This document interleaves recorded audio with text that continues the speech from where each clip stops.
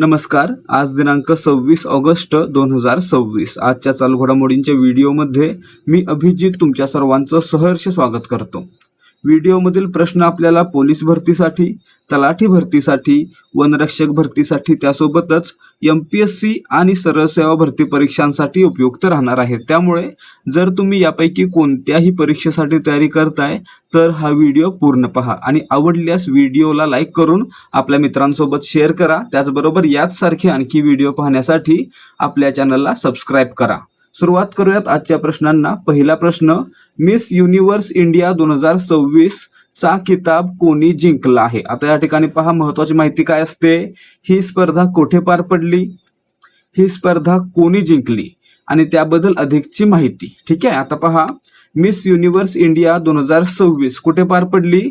राजस्थान मधील जयपूर या ठिकाणी असलेल्या झी स्टुडिओमध्ये ही स्पर्धा पार पडली. म्हणजे आपलं उत्तर काय असायला पाहिजे या ठिकाणी, ही स्पर्धा राजस्थान मधील जयपूर या ठिकाणी पार पडलेली आहे. आता पुढे मूळ प्रश्न काय आहे, ही स्पर्धा कोणी जिंकली? कोणी जिंकली?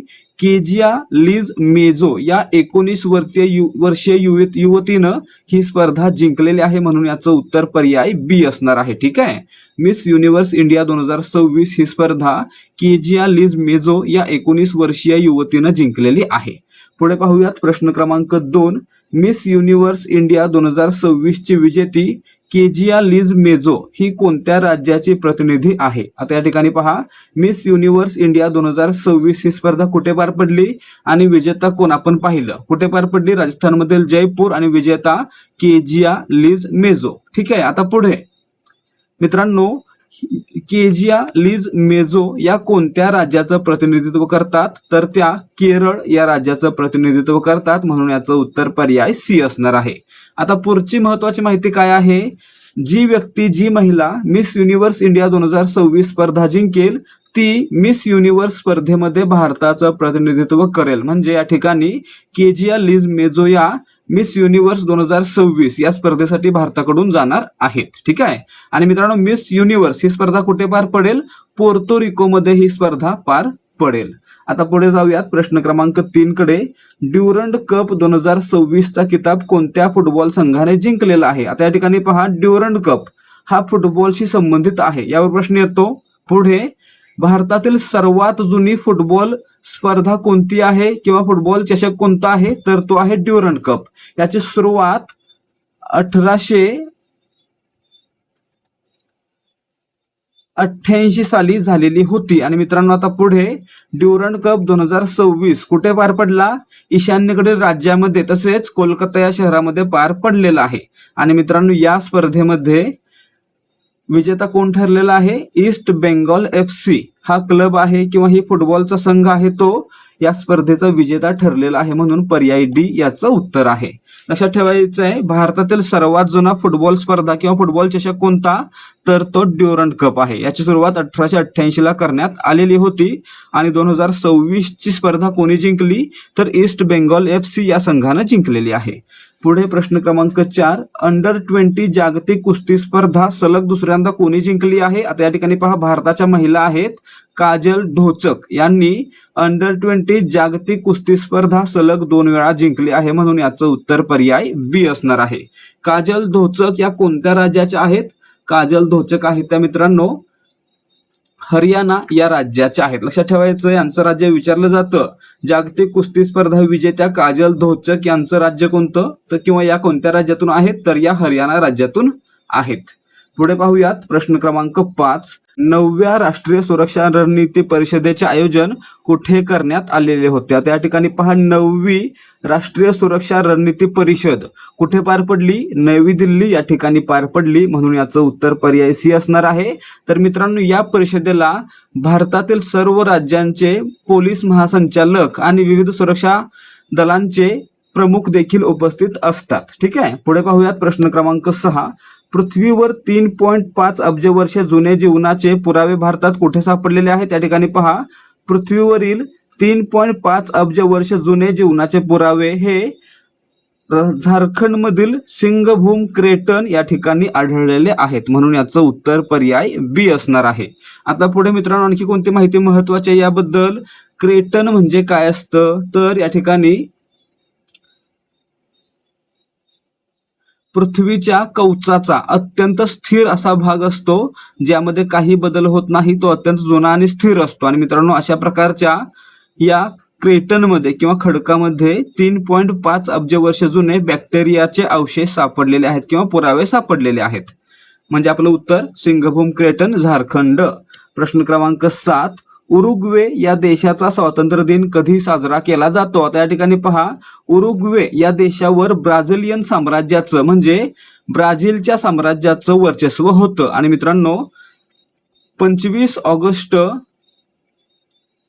1825 ला उरुग्वे या देशानं आपलं स्वातंत्र्य घोषित केलं आणि 25 ऑगस्ट 1888 ला हा देश पूर्णपणे स्वतंत्र झाला. म्हणजे आपलं उत्तर काय असणार आहे? उरुग्वेचा स्वातंत्र्य दिन कोणता आहे? 25 ऑगस्ट. ठीक आहे. प्रश्न क्रमांक 8, जम्मू काश्मीर उच्च न्यायालयाचे एक स्थायी पीठ स्थापन करण्यास कुठे मंजुरी देण्यात आलेली आहे? या ठिकाणी पहा, जम्मू काश्मीर उच्च न्यायालयाचं एक स्थायी पीठ लडाख या ठिकाणी स्थापन करण्याचा निर्णय किंवा घोषणा करण्यात आलेली आहे. म्हणून याचं उत्तर असणार आहे पर्याय डी. ठीक आहे. पुढे पहा, प्रश्न क्रमांक 9, भारताने कोणत्या वर्षापर्यंत आपले स्वतःचे अंतराळ केंद्र अवकाशात स्थापन करण्याचे लक्ष्य ठेवले आहे? या ठिकाणी पहा, भारताला काय करायचं आहे? स्वतःचं स्पेस स्टेशन अंतराळात पाठवायचं आहे. आणि मित्रांनो, त्यासाठी भारतानं 2035 हे लक्ष्य ठेवलेलं आहे. म्हणून याचं उत्तर पर्याय बी असणार आहे. तर पुढे मित्रांनो, याच्या अगोदर 2028 मध्ये एक प्रोटोटाइप त्या ठिकाणी पाठवला जाणार आहे आणि 2035 पर्यंत भारताचं अवकाश स्थानक अंतराळात असणार आहे. ठीक आहे. प्रश्न क्रमांक 10, भारताच्या पहिल्या स्वदेशी असॉल्ट रायफलची नुकतीच यशस्वी चाचणी घेण्यात आली. त्या रायफलचे नाव काय आहे? आता मित्रांनो, भारतीय सैनिकांकडे कोणती रायफल आहे? इन्सास रायफल आहे. आणि मित्रांनो, त्या रायफलची जागा घेण्यासाठी नव्यानं AK-203 शेर नावाची रायफल बनवली जात आहे. आणि मित्रांनो, त्याची यशस्वी चाचणी नुकतीच पार पडलेली आहे. म्हणून याचं उत्तर असणार आहे पर्याय सी, AK-203 शेर. प्रश्न क्रमांक 11, ईगल्स ऑफ द सिव्हिलायझेशन 2026 हा संयुक्त हवाई लष्करी सराव कोणत्या दोन देशादरम्यान झाला? आता या ठिकाणी पहा, ईगल्स ऑफ सिव्हिलायझेशन 2026 हा संयुक्त हवाई दलांचा सराव आहे. तो इजिप्त आणि चीन या दोन देशांमध्ये पार पडलेला आहे. म्हणून याचं उत्तर पर्याय बी असणार आहे. प्रश्न क्रमांक 12, भारत आणि चीन यांच्यातील 25वी सीमा वार्ता नुकतीच कोठे पार पडली? आता या ठिकाणी पहा, भारत आणि चीन यांच्यातील 25वी सीमा वार्ता चीनची राजधानी बीजिंग या ठिकाणी पार पडलेली आहे. म्हणून याचं उत्तर पर्याय बी असणार आहे. प्रश्न क्रमांक 13, भारत चीन प्रत्यक्ष नियंत्रण रेषा ची एकूण लांबी किती किलोमीटर आहे? आता या ठिकाणी पहा, दोन प्रकारच्या लाईन लक्षात ठेवायच्या आहेत. एक आहे LOC आणि दुसरी LAC. आता या ठिकाणी पहा, LOC line of control Bharat आणि पाकिस्तान दरम्यान आहे आणि LAC ही म्हणजे लाईन ऑफ ऍक्च्युअल कंट्रोल ही भारत आणि चीनच्या दरम्यान आहे. आणि मित्रांनो, हिची लांबी किती आहे? हिची लांबी आहे 3488 किलोमीटर. म्हणून पर्याय सी याचं उत्तर आहे. लक्षात ठेवायचं आहे, प्रत्यक्ष नियंत्रण रेषा म्हणजे LAC line of actual control हिची लांबी 3488 किलोमीटर आहे आणि ही भारत आणि चीन यांच्या दरम्यानची सीमारेषा आहे. ठीक आहे. पुढे पाहूयात प्रश्न क्रमांक 14, युनिफाईड पेमेंट इंटरफेस म्हणजे UPI प्रणालीला 2026 मध्ये किती वर्षे पूर्ण झाली? आता या ठिकाणी पहा, UPI ची सुरुवात कधी झाली होती? तर 25 ऑगस्ट 2016 ला UPI म्हणजे युनिफाईड पेमेंट इंटरफेसची सुरुवात करण्यात आली होती. आणि मित्रांनो, 25 ऑगस्ट 2026 ला याला 10 वर्षे पूर्ण होत आहेत. म्हणून पर्याय सी याचं उत्तर आहे.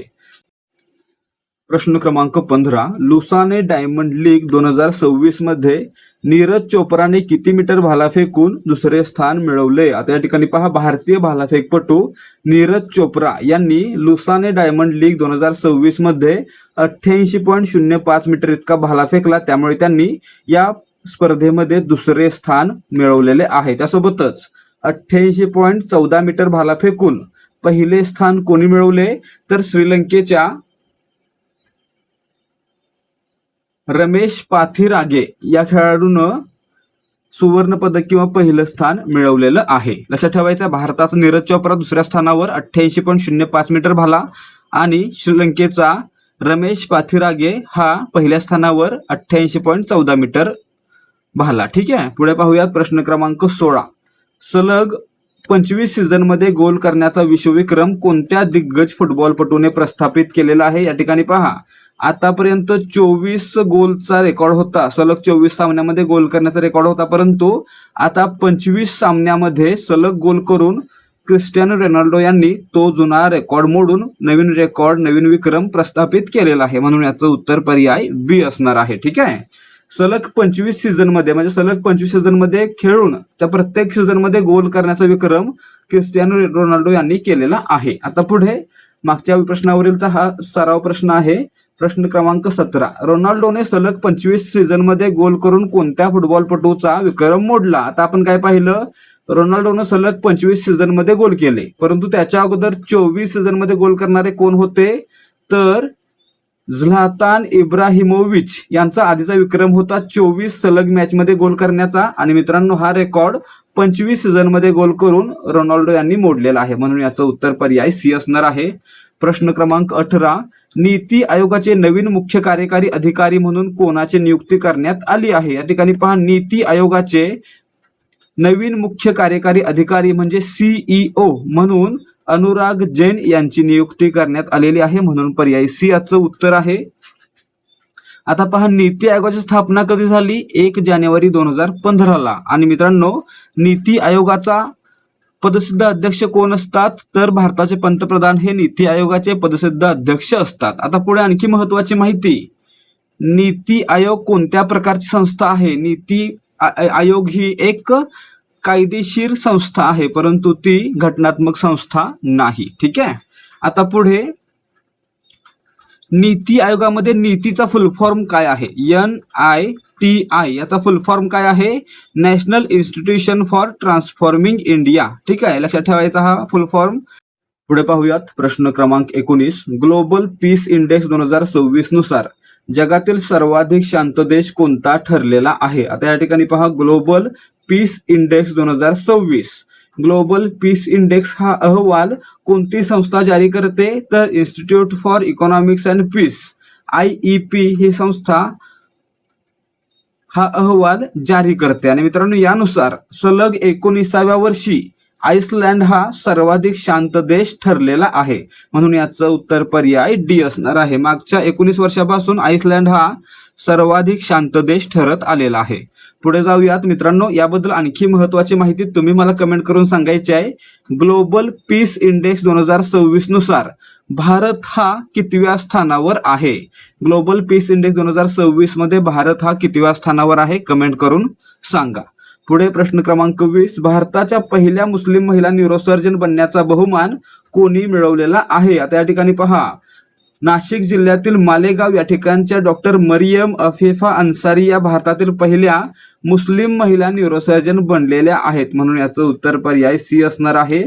पुढे प्रश्न क्रमांक 21. सिन्सिनाटी ओपन टेनिस स्पर्धेत महिला एकेरीचे जेतेपद कोणी जिंकले आहे? आता या ठिकाणी पहा, सिन्सिनाटी कुठे आहे? अमेरिकेमध्ये आहे. आणि मित्रांनो सिन्सिनाटी ओपन या स्पर्धेमध्ये अमेरिकेच्या कोको गॉफ यांनी अमेरिकेच्याच जेसिका पेगुला यांचा पराभव करून ही स्पर्धा जिंकलेली आहे. म्हणजे आपलं उत्तर काय असणार आहे? जेतेपद कोणाकडे? कोको गॉफ यांच्याकडे. कुठल्या आहेत? अमेरिकेच्या. त्यांनी कोणाचा पराभव केला? जेसिका पेगुला यांचा पराभव केला. आणि जेसिका पेगुला कुठल्या आहेत? तर त्या देखील आहेत अमेरिकेच्याच.